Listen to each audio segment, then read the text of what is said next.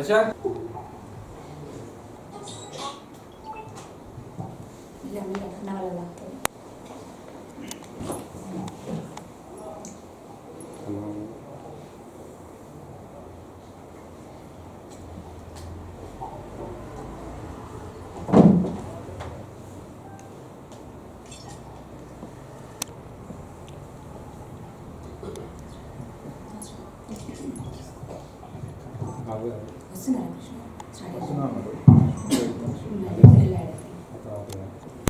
జగిత్యాల పట్టణ మరియు నియోజకవర్గ ప్రజలకు అదేవిధంగా ఈ మీడియా కార్యక్రమానికి విచ్చేసినటువంటి మా ప్రెస్ మిత్రులందరికీ సోదరులందరికీ కూడా హృదయపూర్వక నమస్కారాలు తెలియజేస్తా ఉన్నాను. నిన్న బీజేపీ విజయ సంకల్ప యాత్ర జగిత్యాల నియోజకవర్గంకి వచ్చిన తరుణంలో మేము ప్రజలందరి ఆశీర్వాదం కోసం వాళ్ళతో కొన్ని విషయాలు మాట్లాడడం జరిగింది. మరి అదేదో ముంచుకుపోతుంది అన్నట్టుగా మా యాత్ర కనీసం కొరుట్ల బార్డర్ దాకా కూడా చేరలేదు. ఇక్కడ ఉన్నటువంటి పెద్ద మనిషి గారు మరి జీవన్ రెడ్డి అంకుల్ గారు హడావుడిగా ప్రెస్ మీట్ పెట్టి మాట్లాడినారు. అక్కడే అర్థమవుతుంది మా విజయం తథ్యమని, మీ ఓటమి ఖాయమని. అంటే అంత భయం మీకు, బీజేపీ గెలుస్తుంది కాంగ్రెస్ ఓడిపోతుంది అని. ఆ భయంతో ఉన్న పలానా ఇమీడియట్గా కంగారు పడుతూ ప్రెస్ మీట్ పెట్టారు. సరే, ప్రెస్ మీట్ పెట్టారు, మీరు పెడతారు, మీరు మాట్లాడతారు, అది మీ హక్కు. కానీ అంకుల్, మీరు ప్రెస్ మీట్ పెట్టినప్పుడు కొంచెం నిజాలు మాట్లాడాల్సింది ఉండే. ఎందుకంటే ఏమన్నారు మీరు అందులో, గౌరవనీయులు వాజ్పేయి గారు స్వర్గస్థులైన వాళ్ళ గురించి అబద్ధం చెప్పొద్దు, నిజంగా చాలా తప్పు. వాజ్పేయి గారు ఏమన్నారన్నారు, ఇందిరాగాంధీ గారిని అపర కాళికా మాత అన్నారని చెప్పారు. ఒక్కసారి మీకు నేను చరిత్ర గురించి ఒక నిజం చూపిస్తాను. మీరు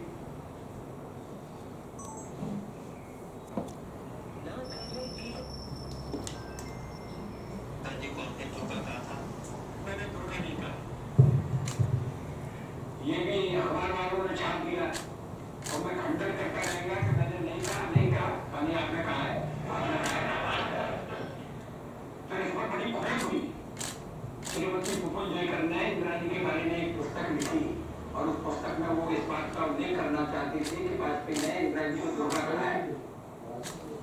वो मेरे पास आई, मैंने कहा कि नहीं, मैंने नहीं कहा।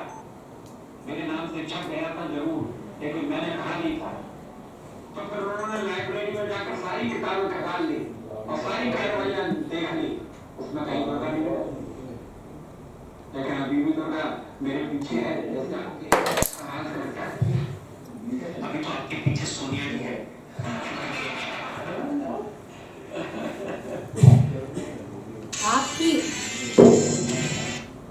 ఆప్కి అదాలత్కి ఇచ్చిన షోలో స్వయాన వాజ్పేయిజీయే ఈ విషయాన్ని స్పష్టం చేయడం జరిగింది, నేను అనలేదు అని. ఇదంతా ఒక పుకారు, ఒక పుస్తకంలో రాసిన పుకారు అంతే తప్ప అనలేదు అని. సరే అన్నారు అనుకోండి, గౌరవంతో అన్నారు. ఒక మహిళకి ఇచ్చిన గౌరవం దేవతతో పోలుస్తున్నారండి. అది మా బీజేపీ పెద్దల గౌరవం, సంస్కారం. మరి ఇంకొక వీడియో చూపిస్తాను, చరిత్ర వీడియో. మీ నాయకులను సోనియా గాంధీ గారిని ఏమన్నారో ఒక్కసారి చూడండి.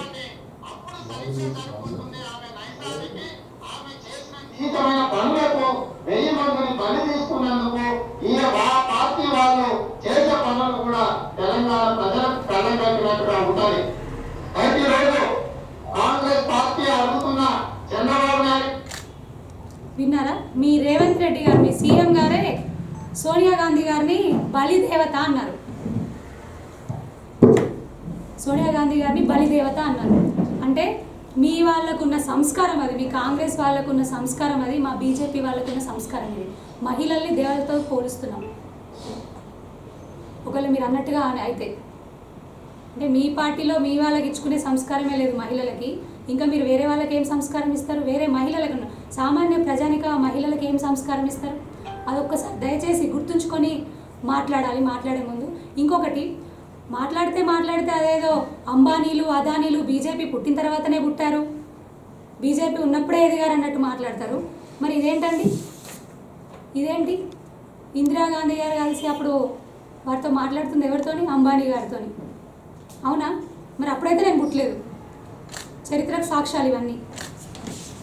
మొన్న మీ సీఎం గారు, కొత్త సీఎం గారు రేవంత్ రెడ్డి గారు ఉన్న పలానా సీఎం అవగానే వెళ్ళి అదానీ గారి దగ్గర వెళ్ళి వంగి ఫోటోలు దిగిండ్రు సత్కారం చేస్తూ. ఏందండి మరి మేమేమనాలండి? ఇవన్నీ ఒకసారి మీరు గుర్తుంచుకొని మాట్లాడాలి. సరే, ఇంకేం మాట్లాడుతూ ఉన్నారు? పాకిస్తాన్ మీద జెండా ఎగరేసినాం, కాంగ్రెస్ వల్లే సాధ్యమైంది అని.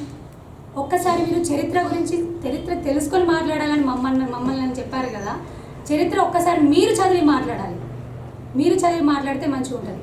1962లో జరిగిన ఇండో చైనా వార్లో అప్పుడున్నటువంటి ఆర్ఎస్ఎస్ ప్రముఖ పాత్ర పోషించింది, ఢిల్లీలో ఉన్నటువంటి ప్రజలను కాపాడింది అని 1963లో, అంటే ఢిల్లీలో ఉన్న ప్రజల రెస్పాన్సిబిలిటీస్ తీసుకుంది.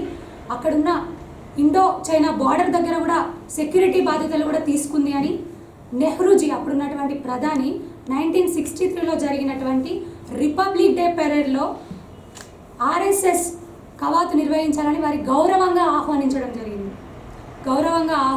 జరిగింది. అప్పుడున్నటువంటి దీనికి సాక్ష్యంగా అప్పుడున్నటువంటి హిందుస్థాన్ టైమ్స్లో January 28, 1963లో ఇది ప్రచురించబడింది కూడా. కావాలంటే తీసి చూసుకోండి. అప్పుడు ఆ జనరల్లో వారు ఏమన్నారు తెలుసా? ఇప్పుడు 1,00,000 ఆర్ఎస్ఎస్ స్వయం సేవకులు ఈ కవాతులో కనిపిస్తున్నారు, కానీ ఇంతకు మించిన వాళ్ళు అక్కడ చైనా బార్డర్ దగ్గర, అంటే మన ఇండియన్ బార్డర్ దగ్గర చైనా చొరబడకుండా అక్కడ జాగ్రత్తగా కాపలా కాస్తూ ఉన్నారు, వాళ్ళకు సహకరిస్తూ ఉన్నారు ఇండియన్ ఆర్మీకి అని చెప్పడం జరిగింది. కావాలంటే ఆ జర్నల్ మీరు తీసి చదవండి, తెలుస్తుంది. అంతేకాదు 1971, అంతకు ముందు జరిగినటువంటి 1965 ఇండో పాక్ యుద్ధం అప్పుడున్నటువంటి ఆర్ఎస్ఎస్ చీఫ్ గారిని లాల్ బహదూర్ శాస్త్రి గారు, అప్పుడున్నటువంటి ప్రధాని గారు, స్వయంగా మీటింగ్కి ఆహ్వానించి వారు ఏమని చెప్పడం జరిగింది? అప్పుడున్నటువంటి ఢిల్లీలో ఉన్నటువంటి ప్రజల బాధ్యతను తీసుకోవడంతో పాటుగా అప్పుడున్నటువంటి ఇండియన్ ఆర్మీకి ఫుడ్ మరియు ఆయుధాల సప్లైకి ఎప్పటికప్పుడు కూడా సహకరించాల్సిందిగా కోరడం జరిగింది. అప్పుడున్నటువంటి ఆర్ఎస్ఎస్ చీఫ్ సదాశివ్జీ గారిని కోరడం జరిగింది. నిజమా కాదా? అలాగే ఆ తర్వాత జరిగిన 1971 ఇండో పాక్ యుద్ధం అప్పుడు కూడా ఆర్ఎస్ఎస్ కీలక పాత్ర పోషించింది అని ప్రతి ఒక్క చరిత్ర పుటల్లో నిలిచిపోయింది. ఆర్ఎస్ఎస్ అంటే రాష్ట్రీయ స్వయం సేవక్ మాత్రమే కాదు, రిజర్వ్డ్ ఫర్ సెల్ఫిష్లెస్ సర్వీసెస్. మీ కాంగ్రెస్ ఒక్కదాని వల్లే కాలేదు ఈ యుద్ధాలన్నీ, ఆర్ఎస్ఎస్ ప్రముఖ భాగస్వామ్యంతో ఇవన్నీ జరిగాయి. ప్రతి ఒక్క దాంట్లో కూడా ఆర్ఎస్ఎస్ ప్రముఖ పాత్ర పోషించింది అనడానికి చరిత్ర నిదర్శనం ఉంది, చరిత్ర సాక్ష్యాలు ఉన్నాయి. చరిత్ర గురించి తెలవాలంటే చరిత్రలో పుట్టాల్సిన అవసరం లేదు, చరిత్ర నుంచి జ్ఞానం పొందితే చాలు. మాట్లాడితే చిన్నపిల్లలు మాట్లాడుతున్నాం, మేము సీనియర్లం అంటారు కదా, చరిత్రను తెలుసుకొని మాట్లాడండి. ఏమంటారు మోదీ గారు ఏం చేసిండ్రు పేద ప్రజానికానికి, మధ్యతరగతి ప్రజానికానికి అని అంటారా? ఒక్కసారి చెప్పాలా మోదీ గారు ఏం చేసిండ్రు? కిసాన్ సమ్మాన్ యోజన ఎవరికి ఇస్తున్నారండి? రైతులకు ఇస్తున్నారు. రైతులకి పెట్టుబడి సాయం 6,000 మాత్రమే కాకుండా యూరియా మీద సబ్సిడీ, డిఏపి బస్తా మీద సబ్సిడీ, మొత్తంగా కలిపి ఒక సంవత్సర కాలంలో 24,685 రూపాయలు ఇస్తున్నారు. రాష్ట్ర ప్రభుత్వం ఇచ్చేదంతా 10,000 రూపాయలు. మరి ఇది కాదా సంక్షేమం అంటే? అంతెందుకండి, ఒక్కసారి నేను మీకు వినిపించి చెప్తాను. మీరే ఏం చేశారు? మోదీ గారు ఏం చేశారు? అరవింద్ గారు, గౌరవనీయులైన ఎంపీ అరవింద్ అన్న గారు ఏం చేశారు? పార్లమెంట్ సెగ్మెంట్కి అంటారు, బాండ్ పేపర్ రాసిచ్చింది చేసి చూపించారు, పసుపు బోర్డు తీసుకురావడం. అంతకుముందు స్పైసెస్ బోర్డు తీసుకొచ్చారు. ఇప్పుడు ఎంత ఉందండి పసుపు ధర? నిన్న క్వింటాల్కి 13,000 రూపాయలు ఉంది. అంతెందుకు, ఒక్కసారి చెప్తా వినండి. పార్లమెంట్ సెగ్మెంట్లో ఎన్ని తీసుకొని వచ్చినావు? కిసాన్ సమ్మాన్ యోజన 2,50,000 మంది ఫార్మర్స్ కిసాన్ సమ్మాన్ యోజన పొందుతున్నారు. 18 లక్షల మందికి రేషన్ బియ్యం అండి. కరోనా కాలం నుంచి ఇప్పటి వరకు కూడా ఉచితంగా బియ్యం అందిస్తున్నారు. ఇంకా 5 సంవత్సరాలు కూడా అందిస్తారు. మీకు తెలియకపోతే మీ చుట్టాలను అడగండి, వాళ్ళు కూడా చాలామంది తీసుకుంటున్న వాళ్ళు ఉన్నారు, తింటున్న వాళ్ళు ఉన్నారు. పెట్టే అన్నం గురించి మేము చెప్పుకోము, కానీ నిన్న పర్టికులర్గా ఏం చేశారు మోదీ, ఏం చేశారు అరవింద్ అని అడిగారు కదా, అందుకు చెప్తున్నాం ఈ లెక్కలని. ఇంకేం చెప్పారండి? 4 కోట్ల మందికి ఇల్లు, పేద మధ్యతరగతి ప్రజలకు ఇల్లు అందించారు ఆత్మగౌరవంగా. ఇది పేదల కోసం చేసింది కదా, మధ్యతరగతి కోసం చేసింది కదా. 6,60,000 మందికి ఆయుష్మాన్ భారత్ కార్డులు అందించారు. నిజామాబాద్ పార్లమెంట్ సెగ్మెంట్ అని చెప్పేది. 70,000 మందికి దాదాపుగా ఉజ్వల గ్యాస్ సిలిండర్ పథకం కింద సిలిండర్లు అందించారు. దాదాపుగా 70,000 మంది సుకన్య యోజన లబ్ధిదారులు ఉన్నారు పార్లమెంట్ సెగ్మెంట్లో. 42,000 మందికి వీధి వ్యాపారస్తులు కరోనా టైంలో పాపం బయట వ్యాపారాలు చేసుకునే పరిస్థితి ఉంది అంటే వాళ్ళకు ఫ్రీగా వడ్డీ లేకుండా మొదటి దశలో 10,000, రెండో దశలో 20,000, మూడో దశలో 50,000 రుణాలు వడ్డీ లేకుండా అందించడం జరిగింది. ఇవి మాత్రమే కాదు, ఇంకా చెప్తాను, దాదాపుగా 2,000 కోట్లకు పైగా ముద్రా లోన్లు, మహిళలకు ముద్రా లోన్లు ఈ పార్లమెంట్ సెగ్మెంట్లో, 6,300 కోట్ల రుణాలు, వివిధ సెల్ఫ్ లోన్స్ ఇవన్నీ కలిపి కూడా మహిళా సంఘాలకి ఇవ్వడం జరిగింది. మహిళలకు చేసిన సంక్షేమం కాదా? మహిళల మీద గౌరవంతో చేసిన సంక్షేమం కాదా? మరి ఇదే రాష్ట్ర ప్రభుత్వము గతంలో ఉన్నదిలేండి, రుణాలు లేకుండా అంటే వడ్డీ లేకుండా రుణాలు ఇస్తాము అని అన్నారు, పావుల వడ్డీ అన్నారు. మరి మీ ప్రభుత్వం వచ్చి 3 నెలలు అవుతుంది, దాని గురించి మాట్లాడరే? పావుల వడ్డీ ఎప్పుడు వేస్తారు బ్యాంకులో? ఆ వడ్డీ ఎప్పుడు వేస్తారు? మహిళలకు సమాధానం చెప్పాలి మీరు. ఇవి మాత్రమే కాకుండా ఇప్పుడు వచ్చేటటువంటి గ్రామీణ ప్రాంతాల్లో గ్రామ పంచాయతీలకు వచ్చే నిధులు 90% కేంద్ర ప్రభుత్వం నుంచి వచ్చేవి. మున్సిపాలిటీలలో 70% పైగా నిధులు కేంద్ర ప్రభుత్వం నుంచి వచ్చేవి. అది మాత్రమే కాదు, నిజామాబాద్ పార్లమెంట్ సెగ్మెంట్లో 3,500 కోట్లకు పైగా ఖర్చు పెట్టి Armoor to Mancherial 4 line road వేయించడం జరిగింది. ఇది మాత్రమే కాకుండా ఆర్ఓబీలు, రైల్వే ఓవర్ బ్రిడ్జ్లు, నిన్న ఒకటి శంకుస్థాపన అయింది, ఒకటి కంప్లీట్ అయిపోయింది, 4 వర్కులు జరుగుతూ ఉన్నాయి నిజామాబాద్ పార్లమెంట్ సెగ్మెంట్లో. అరవిందను తీసుకొచ్చిన శాంక్షన్ ఇవన్నీ. ఇవి మాత్రమే కాదు, 53,000 కోట్లతోనే నిజామాబాద్ బోధన్ రైల్వే స్టేషన్ల ఆధునీకరణ పనులు జరుగుతూ ఉన్నాయి. మరి ఇక్కడ నిజామాబాద్ బోధన్లో కేంద్రీయ విద్యాలయ భవనాలు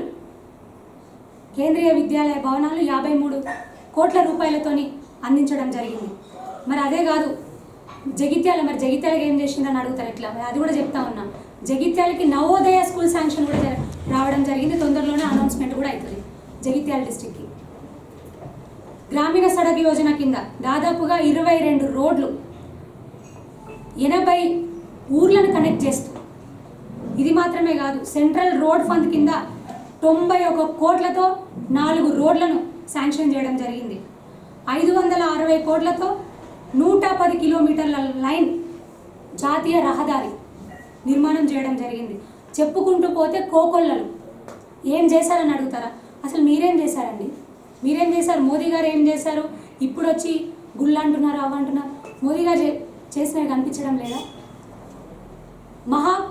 మహాకాళేశ్వర్ కారిడార్, ఉజ్జయిని, కాశీ శివాలయం దగ్గర ఉన్నటువంటి కారిడార్, అంతేందుకు మొన్నటికి మొన్న జరిగిన రామాలయ నిర్మాణం, భవ్యమైన రామాలయ నిర్మాణం జరుగుతూ ఉంటే చేస్తామని చెప్పేస్తుంటే దానికి అగెనెస్ట్గా కొట్లాడింది ఎవరు? చేయొద్దని మీ ప్రభుత్వం కాదా? మీ పార్టీ కాదా? ఇప్పుడు వచ్చి మాట్లాడుతున్నారు. అంతెందుకు, రామాలయం ఓపెనింగ్ చేస్తూ ఉంటే అన్ని పార్టీలను ఆహ్వానించినట్టు మిమ్మల్ని కూడా ఆహ్వానిస్తే మీ సోనియా గాంధీ గారు, మీ పెద్దలందరూ కలిసి ఏం చేశారు? బైకాట్ చేస్తారా రామ మందిర దర్శనాన్ని? మరి మేము కూడా హిందువులమని మీరు చెప్పుకుంటారు కదా, రామాలయ దర్శనాన్ని కూడా మీరు బైకాట్ చేసిండ్రా? మరి బైకాట్ చేసినప్పుడు హిందువులు అని మీరు చెప్పుకోవడంలో అర్థమేముంది? ఒక్కసారి ఆలోచించాలి. అయినా అంకుల్, నేను నాకు తెలియక అడుగుతాను, గుమ్మడికాయల దొంగ ఎవరంటే భుజాలు తడుముకున్నట్టు నేను నిన్న గుళ్ళు తిరగని వాళ్ళు గుళ్ళు తిరుగుతున్నారు, బొట్టు పెట్టుకొని క్షణాలు దుడిపేస్తున్నారు, అప్పుడు చేస్తుండే ఇప్పుడేమో బొట్లు పెట్టుకొని తిరుగుతున్నారంటే అదేదో మిమ్మల్నే అన్నట్టుగా, నేను కాదు, నేను ఇప్పుడు గుళ్ళు తిరగట్లేదు, నేను ఆ గుడి కొట్టించిన ఈ గుడి కొట్టించిన అని మీ 40 ఏళ్ల రాజకీయ జీవితంలో కేవలం మీరు చెప్పేది 4 గుళ్ళ. మీరు అంతా చేయాలనుకుంటే మీ ప్రభుత్వం అన్నిసార్లు ఉంది, మీరు అన్ని పదవులు చేసిర్రు కదా. మరి అప్పుడు ధర్మపురి గుడి పరిస్థితి ఏమైంది? కొండగట్టు గుడి పరిస్థితి ఏమైంది? వేములవాడ గుడి పరిస్థితి ఏమైంది? ధర్మపురి గోదావరి దారుణమైన పరిస్థితి, కొండగట్టు కోడేరు పరిస్థితి ఎలా ఉంది చెప్పండి, భక్తులను అడగండి. మీకు అంతగా దమ్ము ధైర్యం ఉంటే ప్రభుత్వం ఉంది కదా, ధర్మపురికి కొండగట్టుకు ఫండ్స్ తీసుకురండి. కొడంగల్కు 4,300 కోట్లు మీరు రేవంత్ రెడ్డి గారు తీసుకొని పోతున్నారు కదా, జగిత్యాల అభివృద్ధికి కనీసం 400 కోట్లు ఇప్పటికిప్పుడు తీసుకొని రండి. జగిత్యాల ప్రజలు మిమ్మల్ని ఇప్పుడు నమ్ముతారు. ముందు అవి చేసి మాట్లాడండి, వీటన్నింటి గురించి కూడా కాదు. ఇప్పుడు వచ్చి ఏదో రామభక్తులం అని చెప్పి, అరే మేము చేసాము కాబట్టి చెప్పుకుంటున్నాం, చేసినవే చెప్పుకుంటున్నాం. మీ సొంత క్రషర్ నుంచి ఇచ్చి అభివృద్ధి చేసిండ్రా అవి గుళ్ళు కట్టిండ్రా? గుళ్ళు ఎంతమంది చూడలేదండి గతంలో మీరు ఏమేమి చేసిండ్రు, ఎట్లెట్లా చేసిండ్రు అని. ఇంత అధ్వానంగా ఉండేనా జగిత్యాల పరిస్థితి? మీరప్పుడు చక్కగా పట్టించుకొని చేసి ఉంటే. అప్పుడు ఎట్లుంది జగిత్యాలు, ఇప్పుడు ఎట్లుంది జగిత్యాలు? ఒకప్పుడు కరీంనగర్ నుంచి ఏ పనులు కావాలన్నా అక్కడి నుంచి జగిత్యాలకు వచ్చేవాళ్ళు. మీరు నిజంగా పట్టించుకొని అప్పుడే మన పట్టణాన్ని ఎక్స్టెండ్ చేసి ఉంటే, అమృత్ స్కీమ్ కేంద్ర ప్రభుత్వం ఇస్తున్న నిధులు వాడుకొని కరీంనగర్ కంటే ముందే మన జగిత్యాలే వాడుకొని ఒక స్మార్ట్ సిటీగా జగిత్యాలే అయ్యేది ఉండే. జగిత్యాలే అయ్యే ఉండే. ఇప్పుడు వచ్చి మాట్లాడుతున్నారు. అయినా అంకుల్, నేను కోరుకుంటాను లేండి మీకు ఎంపీ టికెట్ రావాలి. కానీ జగిత్యాల ప్రజలు ఒక్కటి ఆలోచించాలి. గతంలో కరీంనగర్ ఎంపీగా జీవన్ రెడ్డి అంకుల్ గారు పోటీ చేసినప్పుడు ఓడిపోయారు. ఓడిపోగానే ఏమైంది? అప్పుడున్నటువంటి సీఎం రాజశేఖర్ రెడ్డి గారు ఇమ్మీడియట్గా పిలిచి మంత్రి పదవి ఇచ్చింది. మరి ఇప్పుడు కూడా ఎంపీగా పోటీ చేస్తే జగిత్యాల ప్రజలు ఓడగొడితే ఇమ్మీడియట్గా మళ్ళీ రేవంత్ రెడ్డి గారు మంత్రి పదవి ఇస్తారు. జగిత్యాల ప్రజలకు ఎటు చూసి లాభం మంచిగా. ఎందుకంటే ఎమ్మెల్యే ఉన్నాడు కానీ ప్రభుత్వం లేదు. ఇప్పుడు ఎంపీ ఓడగొట్టింది అనుకో జీవన్ రెడ్డి అంకుల్ గారిని, ఇమ్మీడియట్గా మంత్రి పదవి వస్తుంది. మంచి లాభం జగిత్యాల ప్రజలకి. అందుకే మంచిగా ఆలోచించుకోండి. ఇక్కడ ఎంపీ ఓడగొట్టండి. ఎంపీ అరవింద్ అన్న గారిని ఈసారి ఎంపీగా గెలిపిస్తే ఎట్లా కేంద్రంలో రాబోయేది మోదీ గారే, మోదీ సర్కారే. అరవింద్ అన్న గారికి కేంద్రంలో మంత్రి పదవి కూడా వస్తుంది. అన్ని రకాలుగా కూడా లాభం జరుగుతుంది. జగిత్యాల ప్రజలకు అన్ని విధాల సంక్షేమం అందుతుంది. జగిత్యాల పట్టణం మంచి అమోఘమైన అభివృద్ధి కూడా జరుగుతుంది. అందుకే జగిత్యాల పట్టణం అభివృద్ధి జరగాలంటే ఎంపీగా జీవన్ రెడ్డి అంకుల్ గారు నిలబడితే జగిత్యాల ప్రజలు ఏం చేయాలి? ఓడగొట్టాలి. ఎంపీ అరవింద్ అన్న గారిని ఎంపీగా గెలిపిస్తే సెంట్రల్ మినిస్ట్రీ వస్తుంది. ఆబ్వియస్లీ మినిస్టర్ అయిపోతారు కదా, ఇమీడియట్గా పిలిచి రేవంత్ రెడ్డి గారు మినిస్ట్రీ ఎట్లా ఇస్తారు. కాబట్టి అమోఘమైన అభివృద్ధి జగిత్యాల పట్టణంలో జరుగుతుంది. అంకుల్ గారు ఇంకొకసారి, మీ పెద్దవారు, మిమ్మల్ని మేము గౌరవిస్తాం, డెఫినెట్గా గౌరవిస్తాం. కానీ మీరే చెప్పిండ్రు కదా చరిత్ర తెలుసుకొని మాట్లాడాలని. అందుకే చరిత్ర ఒక్కసారి మీకు తెలియజెప్పేలా మాట్లాడుతున్నాం. ఇంకొకసారి మీరేమన్నా మాట్లాడాలంటే చరిత్ర తెలుసుకొని మాట్లాడండి. చరిత్ర గురించి చదివి మాట్లాడండి. రైతులకు మేమేం చేసినామో చెప్తున్నాం. బాగా చెప్తా. చెరుకు రైతుల కోసం అరవింద్ అన్న గారు అప్పుడు ఉన్నటువంటి యువ నాయకులు పాదయాత్ర చేసిండ్రు షుగర్ ఫ్యాక్టరీ కోసం.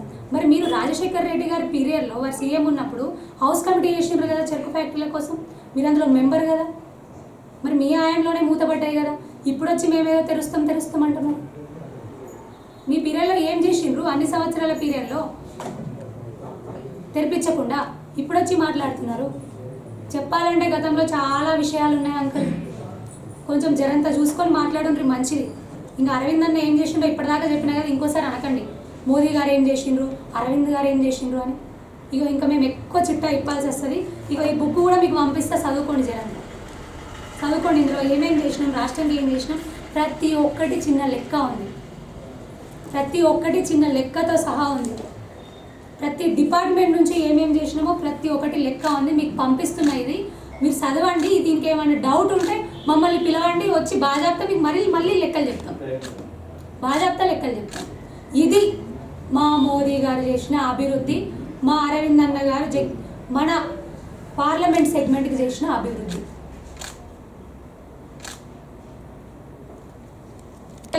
అభివృద్ధి అని మంచిగానే అంకుల్ చెప్తున్నాడు. అట్లా చేసినా ఇట్లా చేసినా అని. ఫస్ట్ ఉగ్రవాదులకు అడ్డగా మారకుండా ఒక్కటైతే చూసుకోండి అంకుల్ ప్లీజ్. ఉగ్రవాదులకి అడ్డగా మారకుండా అయితే జగిత్యాలని చూసుకోండి. పిఎఫ్ఐ యాక్టివిటీస్ లేకుండా చూసుకోండి. అది చేస్తే చాలా మంచిది.